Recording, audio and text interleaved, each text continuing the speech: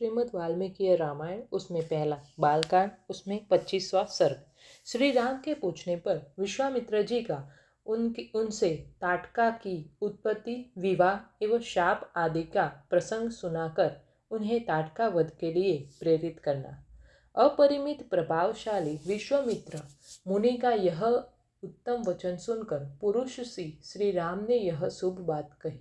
मुनिश्रेष्ठ, जब यह यक्षिणी एक अबला सुनी जाती है तब तो उसकी शक्ति थोड़ी ही होनी चाहिए, फिर वह 1000 हाथियों का बल कैसे धारण करती है।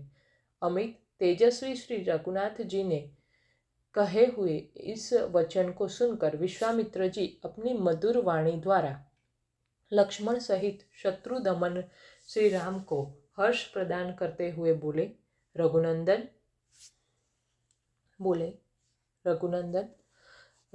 जिस कारण से ताटका अधिक बलशाली हो गए हैं वह बताता हूँ, सुनो। उसमें वरदान जनित बल का उदय हुआ है, अतः वह अबला होकर भी बल धारण करती है, यानी कि सबला हो गई है। पूर्व काल की बात है, सुकेतु नाम से प्रसिद्ध एक महान यक्ष थे। वे बड़े पराक्रमी और सदाचारी थे, परंतु उन्हें कोई संतान नहीं थी। इसके लिए उन्होंने बड़ी भारी तपस्या की। श्री राम यक्षराज सुकेतु की उस तपस्या से ब्रह्मा जी को बड़ी प्रसन्नता हुई। उन्होंने सुकेतु को एक कन्या रत्न प्रदान किया जिसका नाम ताटका था। ब्रह्मा जी ही उस कन्या को 1000 हाथियों के समान बल दे दिया, परंतु उन महायशस्वी पितामह ने उस यक्ष को पुत्र नहीं ही दिया। उसके संकल्प के अनुसार पुत्र प्राप्त हो जाने पर उसके द्वारा जनता का अत्यधिक उत्पीड़न होता। यही सोचकर ब्रह्मा जी ने पुत्र नहीं दिया। धीरे धीरे वह यक्ष बालिका बढ़ने लगी और बढ़कर रूप यौवन से सुशोभित होने लगी। उस अवस्था में सुकेतु ने अपनी उस यशस्विनी कन्या को जंबपुत्र सुंद के हाथ में उसकी पत्नी के रूप में दे दिया। कुछ काल के बाद उस यक्षी ताटका ने मारीच नाम से प्रसिद्ध एक दुर्जन पुत्र को जन्म दिया, जो अगस्त्य मुनि के शाप से राक्षस हो गया। श्री राम अगस्त्य ने ही शाप देकर ताटकापति सुंद को भी मार डाला। उसके मारे जाने पर ताटका पुत्र सहित जाकर मुनिवर अगस्त्य को भी मौत के घाट उतार देने की इच्छा करने लगी। वह कुपित हो मुनि को खा जाने के लिए गर्जना करती हुई दौड़ी। उसे आती देख भगवान अगस्त्य मुनि ने मारीच से कहा, तू देवयोनि रूप का परित्याग करके राक्षस भाव को प्राप्त हो जा। फिर अत्यंत अमर्ष में भरे हुए ऋषि ने ताटका को भी शाप दे दिया, तू विकराल मुख वाली नरभक्षिणी राक्षसी हो जा। तू है तो महायक्षी, परंतु अब शीघ्र ही इस रूप को त्याग कर तेरा भयंकर रूप हो जाए। इस प्रकार शाप मिलने के कारण ताटका का अमर्ष और भी बढ़ गया। वह क्रोध से मूर्छित हो उठी और उन दोनों अगस्त्य जी जहाँ रहते थे उस सुंदर देश को उजाड़ने लगी। रघुनंदन, तुम गौ और ब्राह्मणों का हित करने के लिए दुष्ट पराक्रम वाली इस परम भयंकर दुराचारिणी यक्षिणी का वध कर डालो। रघुकुल को आनंदित करने वाले वीर, इस शापग्रस्त ताटका को मारने के लिए तीनों लोकों में तुम्हारे सिवा दूसरा कोई पुरुष समर्थ नहीं है। नरश्रेष्ठ, तुम स्त्री हत्या का विचार करके इसके प्रति दया न दिखाना। एक राजपुत्र को चारों वर्णों के हित के लिए स्त्री हत्या भी करनी पड़े तो उससे मोह नहीं मोड़ना चाहिए। प्रजापालक नरेश को प्रजाजनों की रक्षा के लिए क्रूरतापूर्ण या क्रूरता रहित पातक युक्त अथवा सदोष कर्म भी करना पड़े तो कर लेना चाहिए। यह बात उसे सदा ही ध्यान में रखनी चाहिए। जिसके ऊपर राज्य के पालन का भार है, उसका तो यह सनातन धर्म है। ककुस्थ कुल नंदन ताटका महापापिनी है, उसमें धर्म का लेश मात्र भी नहीं है, अतः उसे मार डालो। नरेश्वर, सुना जाता है कि पूर्व काल में चिरोचन की पुत्री मंथरा सारी पृथ्वी का नाश कर डालना चाहती थी। उसके इस विचार को जानकर इंद्र ने उसका वध कर डाला। श्री राम प्राचीन काल में शुक्राचार्य की माता तथा भृगु की पतिव्रता पत्नी त्रिभुवन को इंद्र से शून्य कर देना चाहती थी। यह जानकर भगवान विष्णु ने उसे मार डाला। उन्होंने तथा अन्य बहुत से महामनस्वी पुरुष प्रवर राजकुमारों ने पापचारिणी स्त्रियों का वध किया है। नरेश्वर, अतः तुम भी मेरी आज्ञा से दया अथवा घृणा को त्याग कर इस राक्षसी को मार डालो। इस प्रकार श्री वाल्मीकि निर्मित आर्ष रामायण आदि काव्य के बालकांड में 25वां सर्ग पूरा हुआ। श्रीमद् वाल्मीकि रामायण उसमें पहला, बालकांड उसमें 26वां सर्ग। श्री राम द्वारा ताटका का वध। मुनि के ये उत्साह भरे वचन सुनकर दृढ़तापूर्वक उत्तम व्रत का पालन करने वाले राजकुमार श्री राम ने हाथ जोड़कर उत्तर दिया, भगवान, अयोध्या में मैं मेरे पिता महामना महाराज दशरथ ने अन्य गुरुजनों के बीच मुझे यह उपदेश दिया था कि बेटा, तुम पिता के कहने से पिता के वचनों का गौरव रखने के लिए कुशिक नंदन विश्वामित्र की आज्ञा का निशंक होकर पालन करना, कभी भी उनकी बात की अवहेलना न करना। अतः मैं पिताजी के उस उपदेश को सुनकर आप ब्रह्मवादी महात्मा की आज्ञा से ताटका वध संबंधी कार्य को उत्तम मानकर करूँगा, इसमें संदेह नहीं। गौ, ब्राह्मण तथा समूचे देश का हित करने के लिए मैं आप जैसे अनुपम प्रभावशाली महात्मा के आदेश का पालन करने का सब प्रकार से तैयार हूँ। ऐसा कहकर शत्रुदमन श्री राम ने धनुष के मध्यम भाग में मुट्ठी बांधकर उसे जोर से पकड़ा और उसकी प्रत्यचा पर तीव्र टक्कार दी। उसकी आवाज से संपूर्ण दिशाएं गूंज उठी। उस शब्द से ताटका वन में रहने वाले समस्त प्राणी थरा उठे।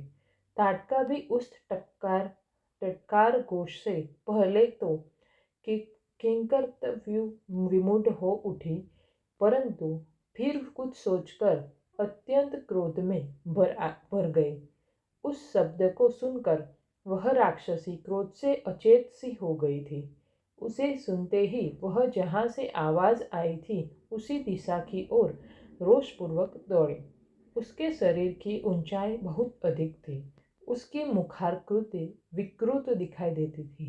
क्रोध में भरी हुई उस विकराल राक्षसी की और दुष्टपात करके श्री राम के लक्ष्मण से कहा, लक्ष्मण, देखो तो सही, इस यक्षिणी का शरीर कैसा दारुण एवं भयंकर है।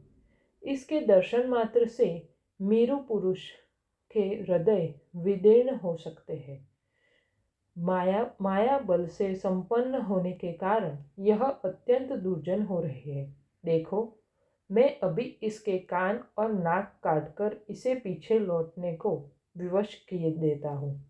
यह अपने स्त्री स्वभाव के कारण रक्षित है, अतः मुझे इसे मारने में उत्साह नहीं है।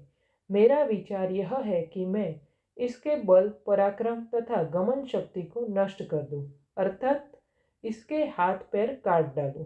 श्री राम इस प्रकार कह रहे थे कि क्रोध से अचेत हुई ताटका वहां आ पहुंची और एक वहां बाह उठाकर गर्जना करती हुई उन्हीं की ओर झपटी।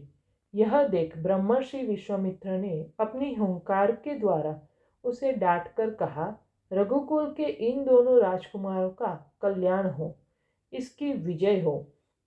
तब ताटका ने उन दोनों रघुवंशी वीरों पर भयंकर गुल उड़ाना आरंभ किया। वहां गुल का विशाल बादल सा छा गया। उसके द्वारा उसने श्री राम और लक्ष्मण को गड़ी तक मुंह में डाल दिया। तत्पश्चात माया का आश्रय लेकर वह उन दोनों भाइयों पर पत्थरों की बड़ी भारी वर्षा करने लगे। यह देख रघुनाथ जी उस पर कुपित हो उठे।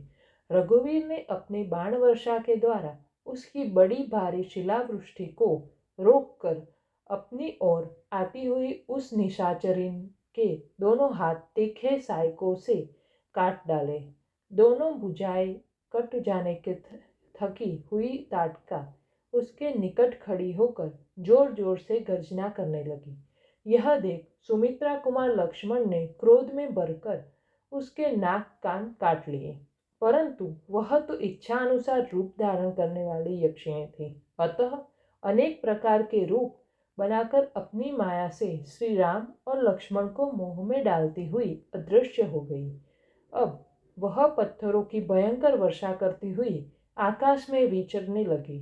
श्री राम और लक्ष्मण पर चारों ओर से प्रस्तरों की वृष्टि होती देख तेजस्वी गांधीनंदन विश्वामित्र ने इस प्रकार कहा, श्री राम, इसके ऊपर तुम्हारा दया करना व्यर्थ है। यह बड़ी पापिनी और दुराचारिणी है, सदा यज्ञों में विघ्न डाला करती है। यह अपनी माया से पुनः प्रबल हो उठे, इसके पहले ही इसे मार डालो। अभी संध्या काल आना चाहता है, इसके पहले ही यह कार्य हो जाना चाहिए, क्योंकि संध्या के समय राक्षस दुर्जय हो जाते हैं। विश्वामित्र जी के ऐसा कहने पर श्री राम ने शब्दवेदी बाण चलाने की शक्ति का परिचय देते हुए बाण मारकर प्रत्यरों की वर्षा करने वाली उस राक्षसी को सब ओर से अवरुद्ध कर दिया। उनके बाण समूह से गिर जाने पर माया बल से युक्त वह यक्षिणी जोर जोर से गर्जना करती हुई श्री राम और लक्ष्मण के ऊपर टूट पड़ी। उसे चलाए जा हुए इंद्र के वज्र की भांति वेग से आती देख श्री राम ने एक बाण मारकर उसकी छाती चीर डाली। तब ताटका पृथ्वी पर गिरी और मर गई। उस भयंकर राक्षसी को मारी गई देख देवराज इंद्र तथा देवताओं ने श्री राम को साधुवाद देते हुए उनकी सराहना की। उस समय सहस्त्रलोचन इंद्र तथा समस्त देवताओं ने अत्यंत प्रसन्न एवं हर्षोत्फुल्ल होकर विश्वामित्र जी से कहा, मुने कुशिक नंदन, आपका कल्याण हो। आपने इस कार्य से इंद्र सहित संपूर्ण देवताओं को संतुष्ट किया है। अब रघुकुल तिलक श्री राम पर आप अपना स्नेह प्रकट कीजिए। ब्रह्मन प्रजापति कुशास्वर के अस्त्र रूपधारी पुत्रों को, जो सत्य पराक्रमी तथा तपोबल से संपन्न है, श्री राम को समर्पित कीजिए। विप्रवर, ये आपके अस्त्रदान के सुयोग्य पात्र है तथा आपके अनुसरण यानी कि सेवा और शुश्रूषा में तत्पर रहते हैं। राजकुमार श्री राम के द्वारा देवताओं का महान कार्य संपन्न होने वाला है।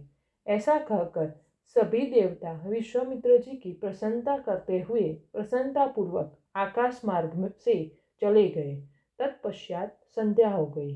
तदंतर ताटका वध से संतुष्ट हुए मुनिवर विश्वामित्र ने श्री रामचंद्र जी का मस्तक सूंघ कर उनसे यह बात कही, शुभ दर्शन राम, आज की रात में हम लोग यहीं निवास करें, कल सवेरे अपने आश्रम पर चलेंगे।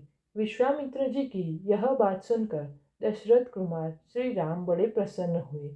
उन्होंने ताटका वन में रहकर वह रात्रि बड़े सुख से व्यतीत की। उसी दिन वह वन शाप मुक्त होकर रमणीय शोभा से संपन्न हो गया तथा चैत्र रथ वन की भांति अपनी मनोहर छटा दिखाने लगा।